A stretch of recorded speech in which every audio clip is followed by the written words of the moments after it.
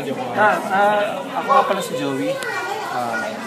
This coming January, February, possible baka umalis na kami papuntang Canada. And we will stay there for good. I am happy yet sad kasi ang dami ko may iwan dito, like mga friends, mga relatives. And sana, bago man lang ako makaalis, makapagpasyal man lang kami sa isang weekend getaway para at least makapagband kami ng gusto and pleasure namin yung mga memories. Tapos, you know, talaga super bonding kasi. That's all. Hi!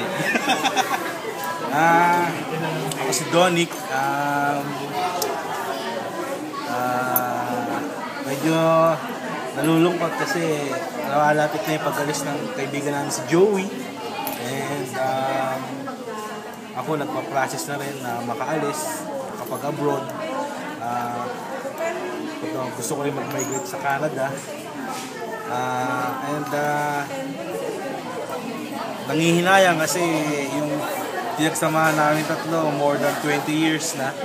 And hindi pa kami nakakapag bond together out of country, out of town. At medyo malungkot kasi iiwan namin isa namin friend, si Gino. Hindi namin alam anong mangyayari sa kanya dito. Kung pwede lang siyang kasawain para isama. Gagawin namin. Kaya sana makapag out of town naman kami together. Yung malayo. Yun lang. Hi, I'm Gino.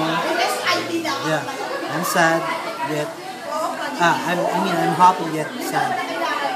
Joey and Donnie will left now for Canada, and it's for good. And yeah, we're wishing before sila makaalis, kaming mga magtotropa, friends, close friends, magkaroon ng chance to makapag-banding before they left for good na. Kasi ako na lang may iwan dito. And, sana, magkaroon kami ng time to band together. And I know this program will the only thing that can give the chance for us to band. Yeah, yun. Sana. Iyak ako. Oh my God. Well, sana yan. Bigyan nyo kami ng chance to band together. Please. Salamat. Please. Please.